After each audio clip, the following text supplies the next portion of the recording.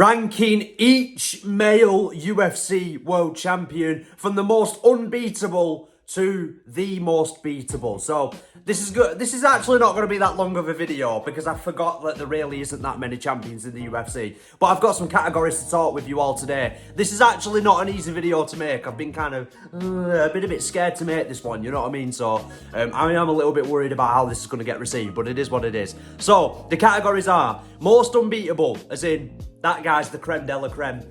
No one's beating that guy. Tough ask is, you know, it's a very tough ask. You know, it's borderlining on unbeatable, but maybe he's in a stat division. You know, there's many reasons why they're not the most unbeatable. Beatable means they can be beaten. You know, it's not going to be an easy task, and I think they could get a few more title defences, but they certainly can be beaten.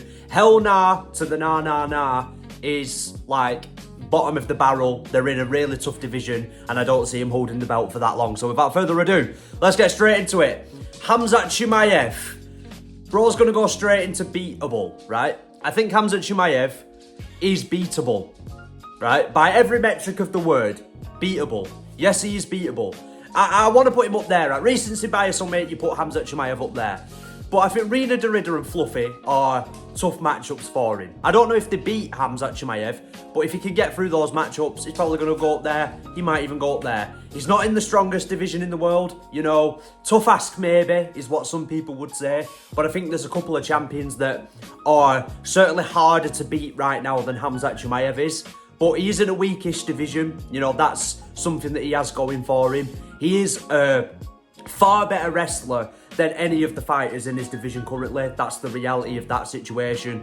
He is a top fighter, Hamza Chimaev.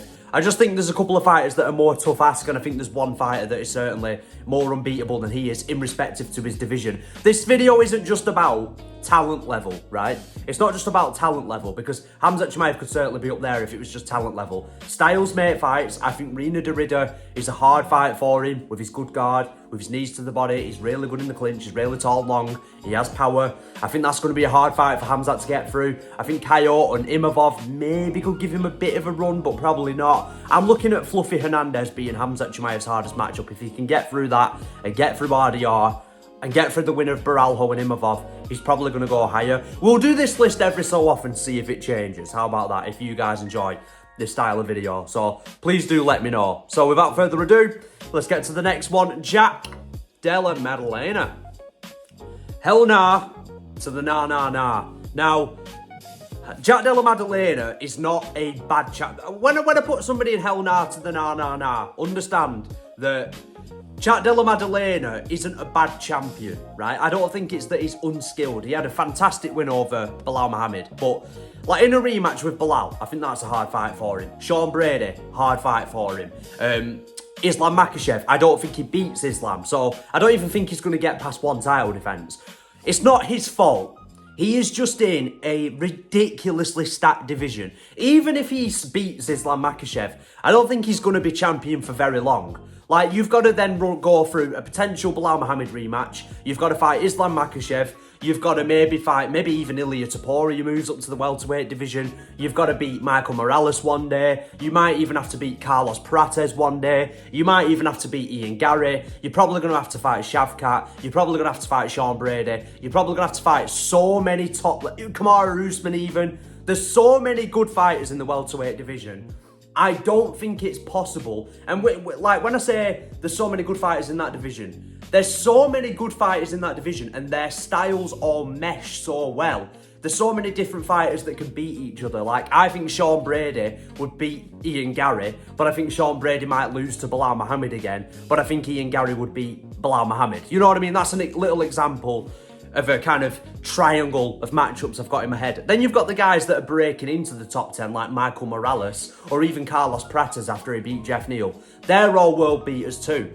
It's going to be hard for Jack Della Madalena to hold his belt for any length of time, but if he can, he'll probably go down as the greatest fighter ever. If he could get through a lot of those names, that would be insane. But for me, hell nah to the nah, I think is fair enough for Jack Della. Alexandre Pantoja, he's going to go into tough ask.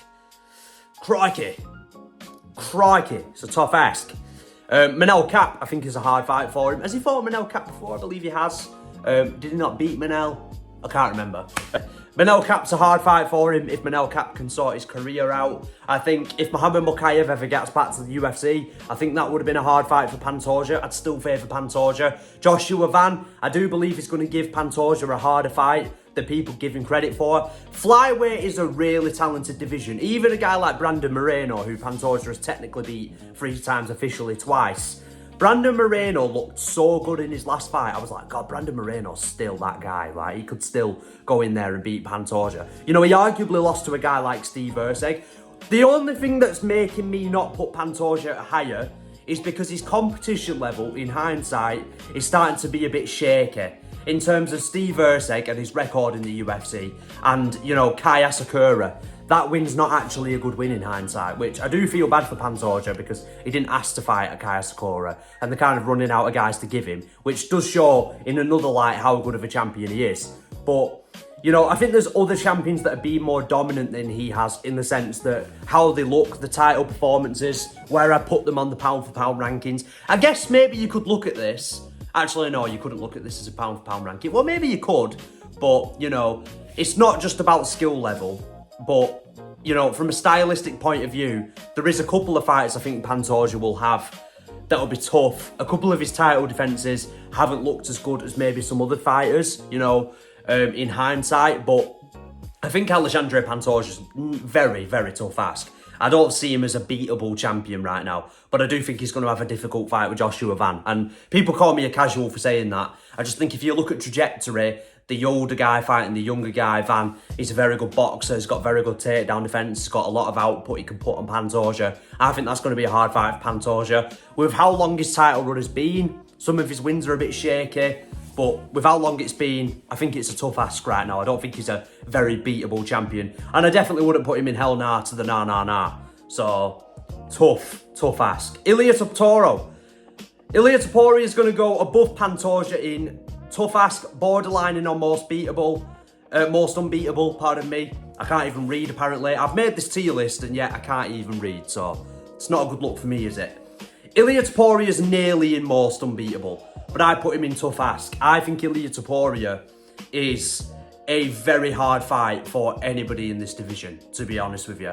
He's in the lightweight division. I don't think anybody beats him right now, to be honest with you, but it is still such a stacked division, which stops me from putting him in most unbeatable. I think you've got guys like Mauricio Ruffy coming up that I think one day will be a hard fight for him if he sticks around. You've got guys like Arman Tsarukyan, which I think is a hard fight for him. He's got a lot of hard matchups, but he is absolutely phenomenal. Even though he is in a stacked division, certainly a more stacked division than Pantoja, I still think he'll get a couple more title defences before he retires or moves up. But it's such a stacked division, even for someone with the talent level of Ilia Topuria, it's going to be hard for him to keep his belt in. But in that division, he's a better boxer than them all. He's an elite level grappler. The style and the puzzle that is Ilia Topuria is not going to get solved anytime soon, in my opinion. But there's still a couple of young guys. There's still guys like Gaethje. There's still a lot of fighters in that division. And it's such a stacked division, it stops me from putting him in most unbeatable. Because, you know, he can have an off night against this division and it's all over for him. You know, if he turns up not at his best in any of these fights, it can be curtains for him. It's such a good division. It stops me from putting him as most unbeatable. Alexandre Volkanovski, beatable. Borderlining on hell nah to the nah. Is he in hell nah to the nah? Is he in hell nah to the nah? I don't know. I'd put him above Della Madalena because featherweight isn't as stacked, but Volk isn't in his prime. This is the thing that's letting Volk down. He is not, you know, he wasn't when Ilia Topuria was around after losing to Ilia. He wasn't the best featherweight in the world. That's just a fact. I don't want to shit on Volk. I don't want to discredit Volk, but that's the fact, right? He was not the best featherweight in the world when Ilia Topuria was there. Ilia moves up, he gets the belt back, he puts on a very good performance. I predicted him to beat Diego Lopez. Still looks amazing, slightly off it, to the point where now I think a guy like Lerone Murphy could beat him. Maybe not, but I think he could. A guy like Movsar, I think he'd absolutely run through Movsar. but Movsar is a very good fighter. I think Diego Lopez will look a lot better, and we'll see why when he fights Gene Silva. Gene Silva, everybody's saying is going to be that guy to beat Volk, and I think that might be a very, very likely case. There's a lot of... Even Yair Rodriguez, I actually think at this stage in his career, against this version of Volk, could get it done against Volk. I don't know if he does, but I think he could get it done against Volk. Volk's in a tough division. He's probably not got the same kind of aura he had in his prime, that same level of fear factor, and that same level of absolute unbeatable aura that he used to have. If it was prime Volk, he might be up here, but it's not prime Volk. It's a Volk that's been KO'd. It's a Volk that got dropped against Diego Lopez. It's a Volk that people don't fear as much anymore. And I don't think with the age he's at right now that he's going to hold the belt for a while. You know, if you want to put him in beatable, I think it's fair. But for now, I'd keep him in hell nah to the nah. Tom Aspinall. So some people aren't going to want to hear this. Tom Aspinall, I've got him in beatable there. He's got to go into most unbeatable, right? Now, I know you're going to come into the comments and you're going to be like, but Ilia is a much better fighter than Tom Aspinall, right? I get that. He is. I'm not biased to Tom. I'm not trying to say Tom is a better fighter than Pantoja, Ilia, Hamza, Volk, Della. You know, on a technical level, they look better than Tom. They do. But shortest average fight time in the UFC, beat most of the top 10 of the division. He is a unstoppable fighter in his division. This isn't just about skill. Nobody's beating Tom Aspinall in the heavyweight division. Nobody. Gelton Almeida isn't. Volkov isn't. Gan isn't. Nobody's beating him, in my opinion. Maybe I'm overrating him. John Jones wouldn't have, I don't think, at this stage in his career. I don't think Tom Aspinall loses the belt anytime soon. And it's not because he's better than these other guys. He is still a top fighter. He is still extremely skilled. But he is, by far and away, the best fighter in the heavyweight division. It's not even close. It reminds me of Amanda Nunes. I just don't think anybody's beating him. I just don't. You talk about most unbeatable champ, and we take into consideration the skill level of the division. Is it a strong division? Is it a weak division? Name one nightmare matchup for Tom Aspinall in the heavyweight division. Or you can't. I don't say Gelton Almeida, because he's not. Yeah, he's not. He will run through Gelton Almeida. He will run through Cyril Gan. He ran through Curtis Blades. He ran through Sergey Pavlovich. I mean, who's next for him? Derek Lewis. Derek Lewis is having a bit of a renaissance. And also another thing, there's no good prospects coming through at heavyweight, really, except Mario Pinto. I don't know when Mario Pinto will break into the top echelons of the division, but it's going to be tough for him. Yeah, I don't think anyone beats Tom Aspinall right now in his division. Again, not about pound for pound skill, but in his division, I don't think Tom Aspinall loses to anybody anytime soon. Merab Dvalishvili. Tough ask. Slightly above Ilia. Yeah, in Merab's division, he borderlines on most unbeatable, but Tom is the most unbeatable for me. Merab is in a more stacked division than Tom, though, which makes him slightly more beatable than Tom. But, and I know some people might put Ilia above Merab. For me, I look at the Corey Sanhagen fight against Merab, and I don't worry at all, right? And to say how good Corey Sanhagen is, that is insane.